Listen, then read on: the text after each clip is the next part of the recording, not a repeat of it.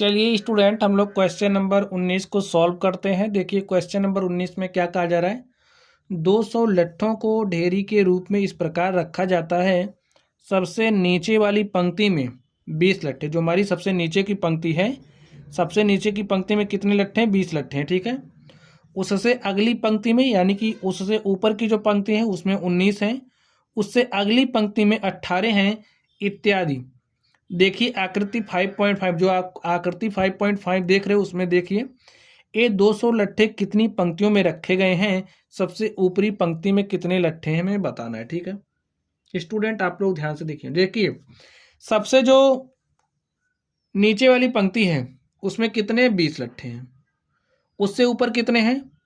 19 हैं, उससे ऊपर वाले में 18 हैं, उससे ऊपर वाले में 17 हैं, ऐसे ऐसे लट्ठे रखे गए हैं, ठीक है।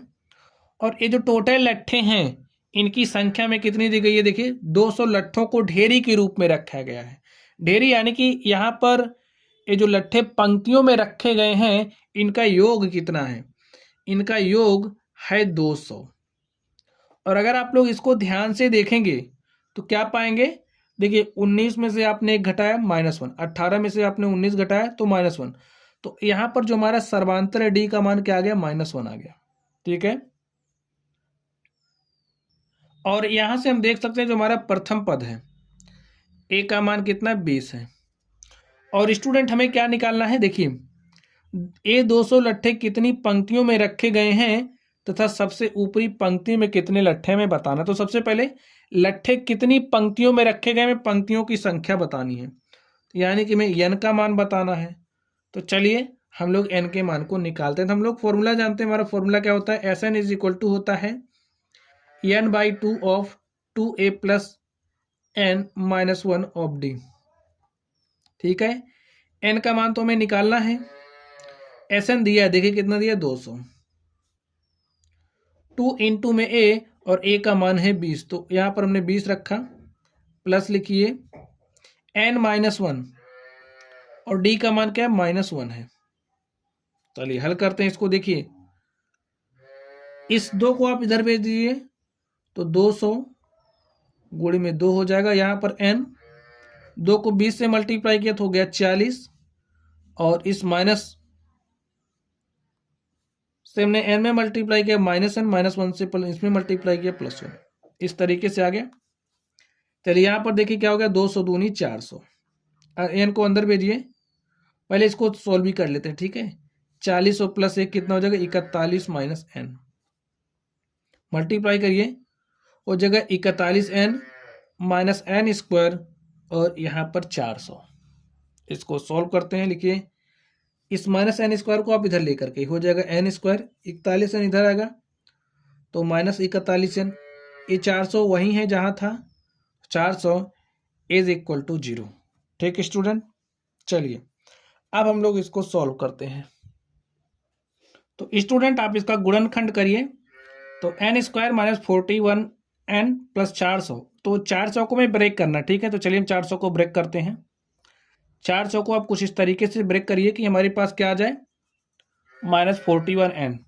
तो चलिए इसको तोड़ते हैं, 2 से काटिए, और 400 को हमने 2 से काटा तो 200 आ गया, फिर 2 से काटिए, फिर इसको 2 से काटिए, इसको 2 से काटिए, अब 2 से नहीं कटेगा, 5 से काटते हैं। देखिए 2 दूनी 4, दूनी 8, दूनी 16, गुणे 5 × 5 = 25। अगर हम 25 गुणे 16 कर दें तो हमारे पास कितना आएगा? 400, ठीक है।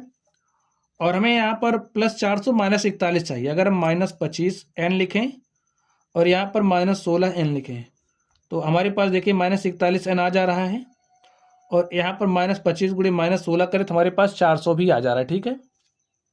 तो यहाँ पर लिखिए n square -25n -16n plus 400 बराबर 0। यहाँ से हमने क्या कॉमन किया? n कॉमन किया, तो यहाँ पर बचा क्या? n -25, यहाँ से देखिए हमारा 16 कॉमन होगा, n लिखिए प्लस 16 दूनी 32, ठीक है। यहाँ पे हमने माइनस कॉमन किया है तो यहाँ पर क्या आएगा? माइनस आएगा, ठीक है। तो 16 दूनी 32, 8 40 और 16 पंचे 80 इज इक्वल टू 0।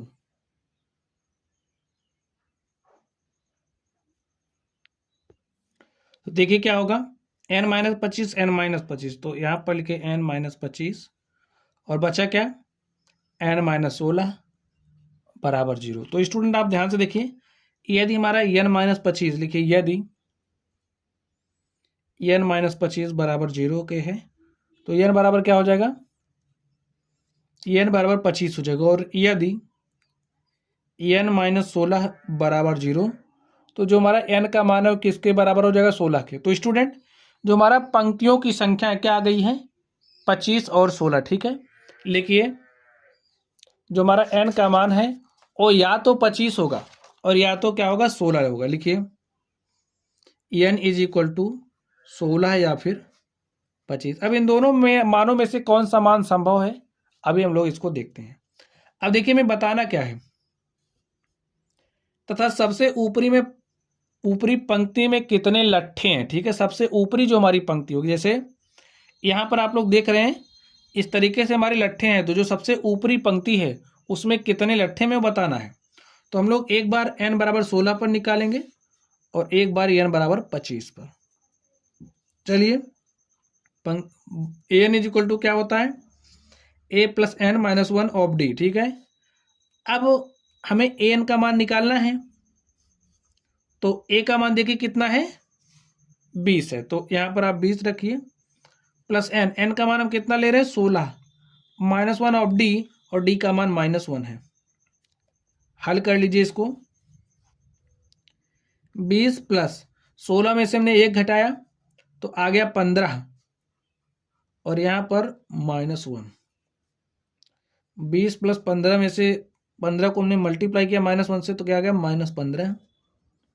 और 20 प्लस माइनस हो जाएगा माइनस, और यहाँ पर ध्यान से देखिए 20 में से हमने 15 घटाया तो हमारे पास 5 आ गया।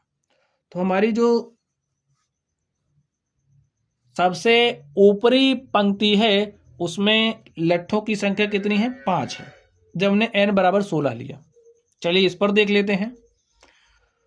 n बराबर 25 पर देखिए an इज इक्वल टू क्या होता है, a plus n minus 1 of d। तो n बराबर 25 रखिए, यानी कि जो हमारी 25वीं पंक्ति है उसमें लट्ठों की संख्या, a का मान 20 रखना है, n का मान 25 रखिए, 25 माइनस 1 ऑफ d का मान -1।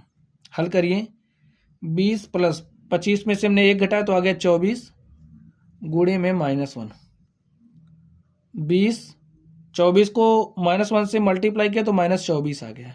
अब स्टूडेंट आप लोग यहाँ पर ध्यान से देखिए, तो यहाँ पर रिजल्टेंट क्या आ गया, -25। स्टूडेंट जब हम लोग n बराबर 25 ले रहे हैं तो इस प्रकार जो हमारी पंक्ति है, ठीक है, n बराबर 25, यानी कि जो हमारी 25वीं पंक्ति है उसमें लट्ठों की संख्या कितना दे रहा, -4। तो इससे पता चल रहा है कि जो n बराबर 25 है वो एग्जिस्ट नहीं करता, यानी कि क्या है, असंभव है। तो लट्ठों की जो संख्या है ऊपरी पंक्ति में वो हमारे पास 5 है, सबसे ऊपरी जो पंक्ति होगी, और हमें बताना था कि 200 लट्ठे कितनी पंक्तियों में रखे गए हैं, तो n बराबर 16, ठीक है। लिखिए अतः 200 लट्ठों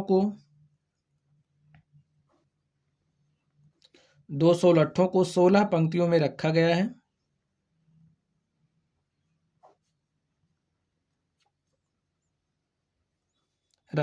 है, तथा जो हमारी 16वीं पंक्ति वही सबसे ऊपर है उसमें हमें लट्ठों की संख्या बतानी थी, तो कितने लट्ठे, 5 हैं। लिखिए तथा सबसे ऊपरी पंक्ति में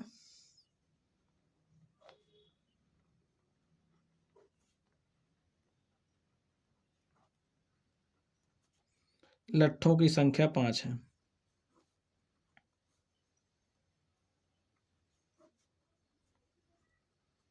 ठीक है स्टूडेंट, और इस तरीके से जो हमारा क्वेश्चन था हमने इसको सॉल्व कर लिया है।